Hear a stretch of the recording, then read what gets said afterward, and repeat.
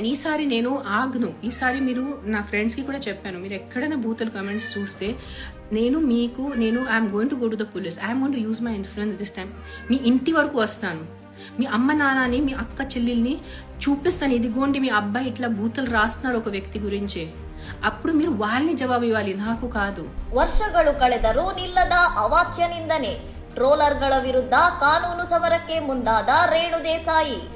ಆಂಧ್ರ ಪ್ರದೇಶದ ಉಪಮುಖ್ಯಮಂತ್ರಿ ಪವನ್ ಕಲ್ಯಾಣ್ ಅವರಿಂದ 2012ರಲ್ಲಿ ವಿಚ್ಛೇದನ ಪಡೆದಾಗಿನಿಂದಲೂ ರೇಣು ದೇಸಾಯಿ ಅವರು ಸತತವಾಗಿ ಸಾಮಾಜಿಕ ಜಾಲತಾಣಗಳಲ್ಲಿ ಕಿರುಕುಳ ಅನುಭವಿಸುತ್ತಿದ್ದಾರೆ.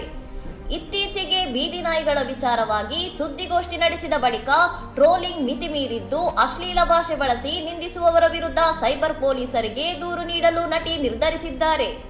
ನಾನು ಪಡೆದ ಜೀವನಾಂಶದಿಂದ ಹಿಡಿದು ನನ್ನ ವೈಯಕ್ತಿಕ ಬದುಕಿನ ಪ್ರತಿ ಹಂತವನ್ನು ಟ್ರೋಲ್ ಮಾಡಿದ್ದೀರಿ, ಇನ್ನು ಮುಂದೆ ಸುಮ್ಮನಿರಲು ಸಾಧ್ಯವಿಲ್ಲ ಎಂದು ರೇಣು ದೇಸಾಯಿ ಎಚ್ಚರಿಕೆ ನೀಡಿದ್ದಾರೆ. సింపుల్ ఒక చెప్తాను మీకు, నేను వస్తాను, పబ్లిక్లో వస్తాను, కూర్చుంటాను, మీకు ఇష్టమున్న బూతులు నాకు తిట్టండి, నా పిల్లల్ని తిట్టండి, నా చనిపోయిన అమ్మ నాన్నని తిట్టండి. కానీ ఆ తిట్టల వల్లే ఒక్క ప్రాణం సేవ్ అవుతుందా ఒక్కసారి మీకు అడగండి. నాకు తిడితే ఒక్క ప్రాణం మీరు సేవ్ చేయగలుగుతారా అంటే నేను మీకు పర్మిషన్ ఇస్తాను.